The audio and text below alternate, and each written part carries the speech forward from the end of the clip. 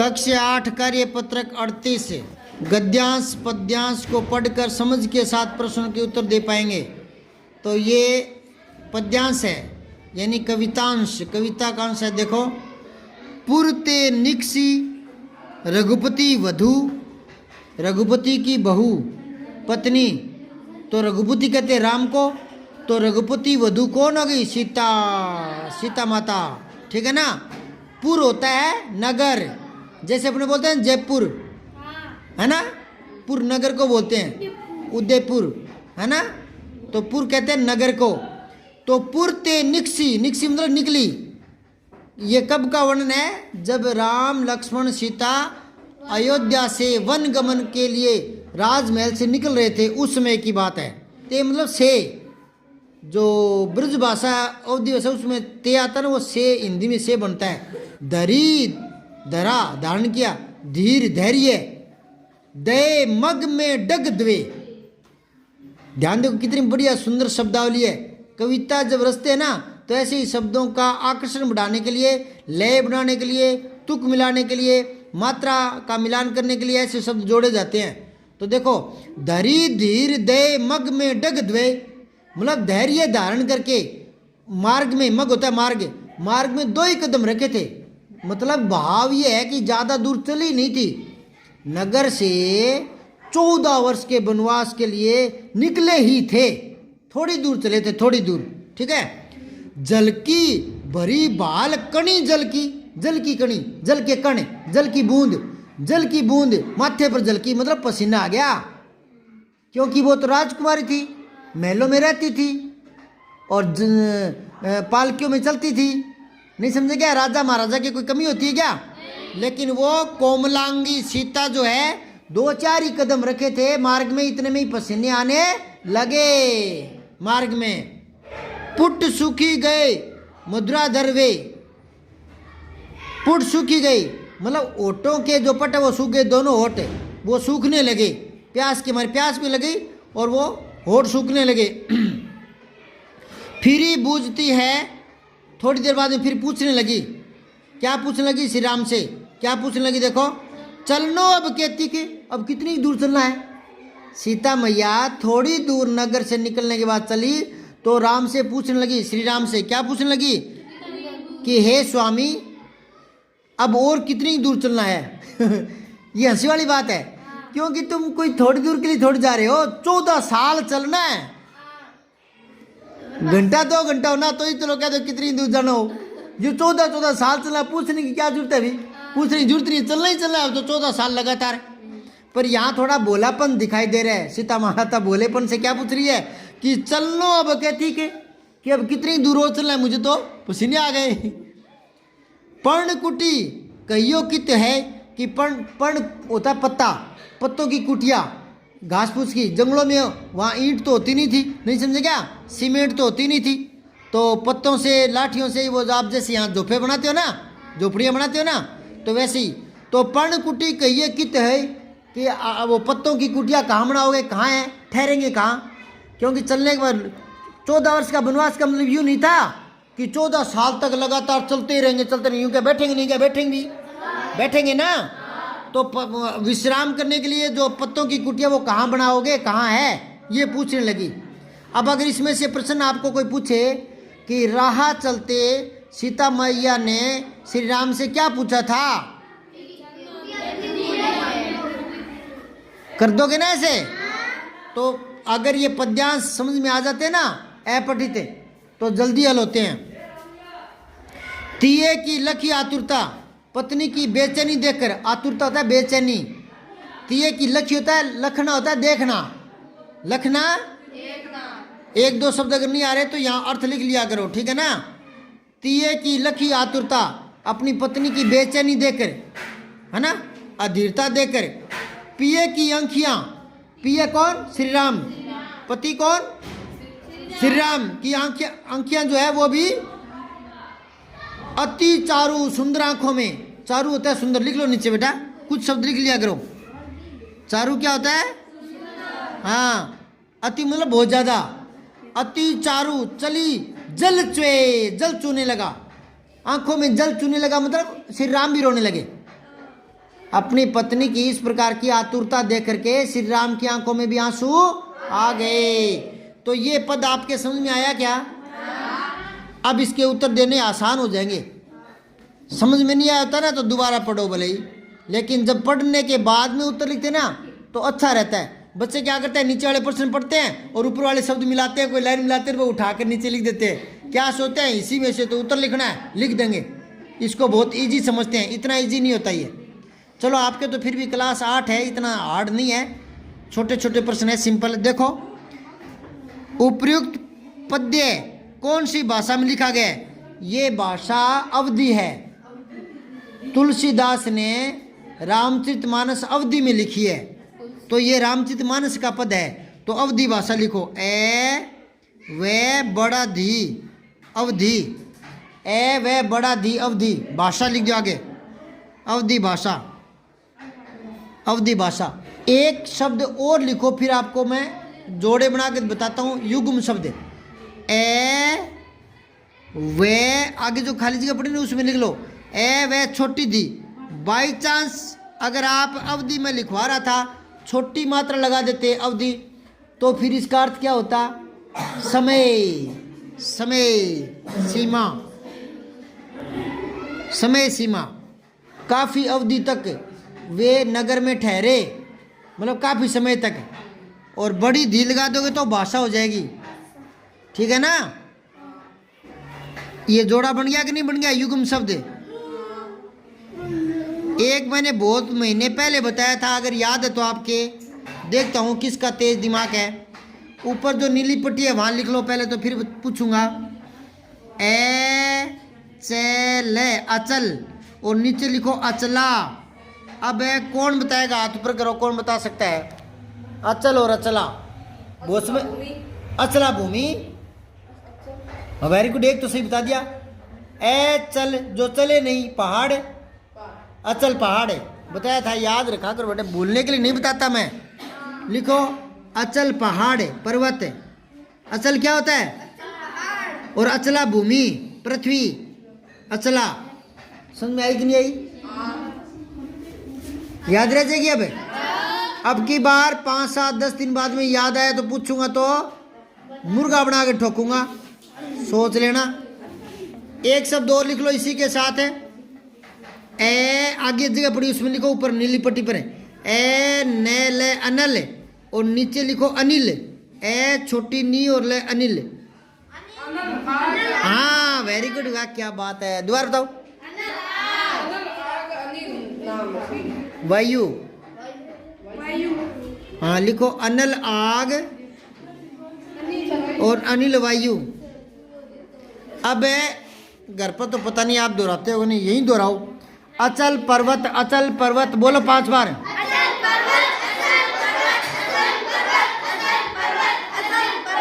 अचला भूमि,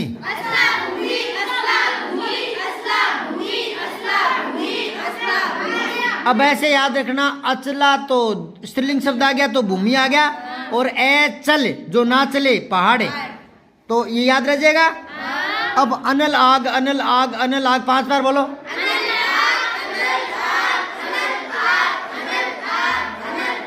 अब एक बार और बोलो, अनिल वायु।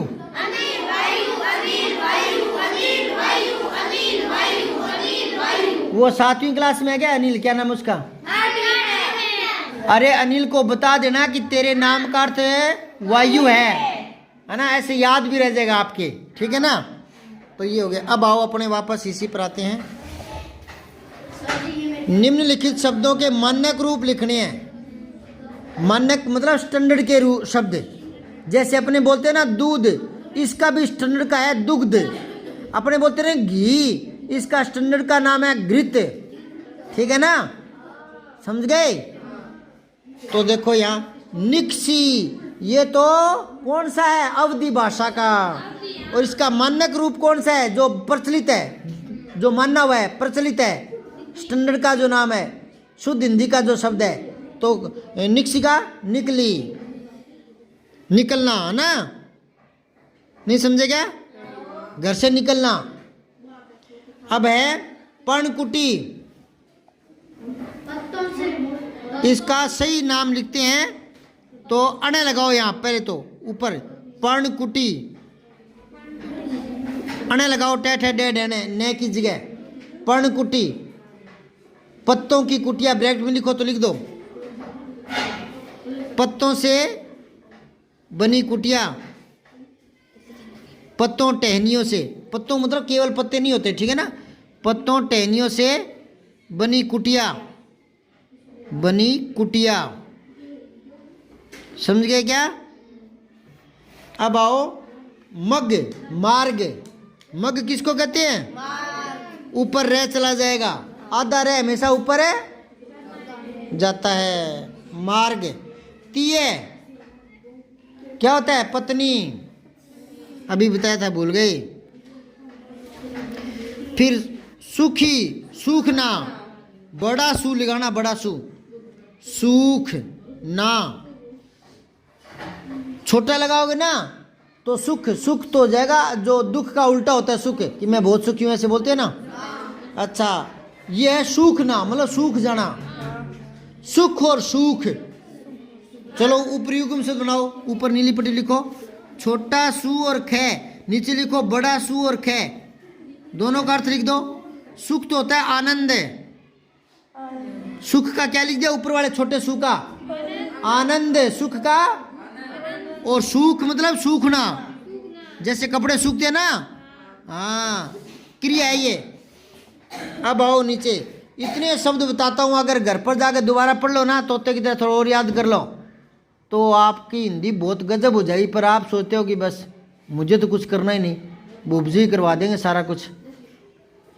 बुबजी क्या करवा देंगे यार, क्या क्या करवाऊँ? तो या तो दिमाग, आपके दिमाग में मैं थोड़ी घुसूंगा, तो वो दिमाग में तो आपको सेट रखना है। थोड़ा घर पर और पढ़ा करो बेटा। करी हो, करना, करी हो मतलब करना, यहाँ करना मतलब बनाना, कुटिया कब बनाओगे ना। अच्छा, अब है बूझती मतलब पूछना, पूछना, पूछती, ठीक है ना, मूल क्रिया पूछना है, ठीक है ना, पूछती है गई, सीता है ना इसलिए ती लग गया, सीता है इसलिए, है ना, और पुल्लिंग होता तो पूछता है ना, ये तो हो जाता है रूप है क्योंकि ये विकारी शब्द है, समझ गए। पिए, पति, पे छोटी ती आएगा, दोबारा देख लो, पति में ती छोटी और पत्नी में नी बड़ी, याद रह जाएगा क्या? अब अगला है सीता का धैर्य कब टूट गया, बताओ क्या हुआ था कि उसका धैर्य टूट गया? क्योंकि सीता राजकुमारी थी, महलों में रहने वाली, और जैसे ही जंगलों में भटकना पड़ा तो उसका पैदल चलते चलते धैर्य टूट गया। क्या? पैदल चलने से क्या? यही तो घटना आई थी, और क्या आया था इसमें? यही तो आई थी ना। हाँ तो लिख लो पैदल चलने से, पैदल चलने से, जंगलों में, और लिख लो ब्रैकेट में लिख दो, चलो जंगलों में ना, जंगलों में, जंगल कांटों भरे होते हैं बेटा, वहाँ कौन अपने के लिए गलीचा बिछा कर रखता है? हाँ झाड़ियों में से।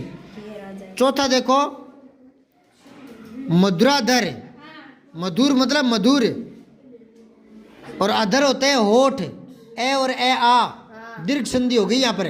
कई बार ना ऐसे शब्द दे करके संधि पूछ लेता है, इसमें पूछ ली मधुराधर शब्द का संधि विच्छेद करो तो लिखो मैं छोटा धूर है मधुर, प्लस में अधर, अधर होता है होठ, अधर क्या होता है? होठ। हाँ इसके ब्रैकेट में लिख लो हो ठे, ठठेरा, होठ, ठीक है ना। कोमा लगा कर एक और लिख लो ओष्ठ, ओ ओखली, ओ शे षटकोण वाला, ओ ठे ठठेरा, ओष्ठ, ओष्ठ क्या होता है? होठ। और शे जो आधा आता है ना, टे ठे डे डे, उसके साथ तो षटकोण वाला याद आता है, ठीक है, बताया हुआ पहले। अब आओ राम सीता वन में क्यों जा रहे थे? मोरिया पकड़ने? तो हैं? माता कैकेयी ने राजा दशरथ से 3 वचन मांगे थे, उन वचनों के फलस्वरूप राम को 14 वर्ष का वनवास दिया था, और अपने बेटे भरत के लिए राजगद्दी मांगी थी। तो 14 वर्ष का वनवास पिता से मिल गया था ना, इसलिए पिता की आज्ञा मानने के लिए आजकल के लड़के पानी का लोटा नहीं पकड़ा दे, भाग जाते खेलने के लिए। और राम ने 14 साल के लिए वनवास जाना सहर्ष खुशी के साथ स्वीकार कर लिया। इसे कहते हैं मर्यादा पुरुषोत्तम श्री राम। बोलो श्री राम की। कल 22 तारीख को घर घर दीपक जलाए थे क्या? पक्की बात है। राम में क्या नहीं है, सब कुछ है। आदर्श व्यक्तित्व है और त्याग, कितना बड़ा त्याग किया बताओ। कोई राजगद्दी छोड़ सकता है? नहीं। तो त्याग तप, जंगल में रहना आसान बात होती है क्या? साहस हिम्मत भी चाहिए ना। त्याग तप साहस और मर्यादित जीवन जीना, मर्यादित जीवन जीना, इसलिए कहते हैं मर्यादा पुरुषोत्तम श्री राम। चलो आ गया वो। तो राम सीता वन में क्यों जा रहे थे लिख लोगे क्या? अब राजा दशरथ ने 14 वर्ष का वनवास दिया था, है ना, कई के कहने के कारण। और कई ना वो भी क्या है, बातों में आ गई थी मंत्रा की। किसकी बातों में आ गई थी? मंत्रा की। कई बार ना दिनमान उल्टे हो जाते हैं। जिस राम को सुबह राज तिलक होना था उसे 14 वर्ष का वनवास जाना पड़ा। नहीं समझे क्या? तो इसे कहते हैं समय बलवान होता है। समय बलवान होता है। एक समय ऐसा था जब सुबह उठते ही राम का राज्य अभिषेक होना था, तिलक होना था, राज गद्दी मिलनी थी और मिल गया वनवास। इसे क्या कहते हैं? समय बड़ा बलवान। हाँ, तो समय बलवान होता है बेटा। समय का ध्यान रखा करो। समय पर जो अर्जित कर लोगे वो आपके काम आएगा। समय को बर्बाद करोगे तो एक दिन समय तुम्हें बर्बाद कर देगा। वाह बेटे। अब देखो आगे। उपर्युक्त पद्यांश के आधार पर बताइए कि सीता को अत्यधिक थकान क्यों हो रही थी। बता दिया एक। हाँ बोल। हाँ, और कभी पैदल चली नहीं थी, और वो भी जंगलों का रास्ता पार करना। एक मिनट, भागेगा नहीं कोई भी। ये पूरा कर लो और फिर जाओ, ठीक है? पूरा कर लो। इसको लिख लोगे क्या या लिखवाऊं? तो ठीक है, फिर ये करेंगे कल।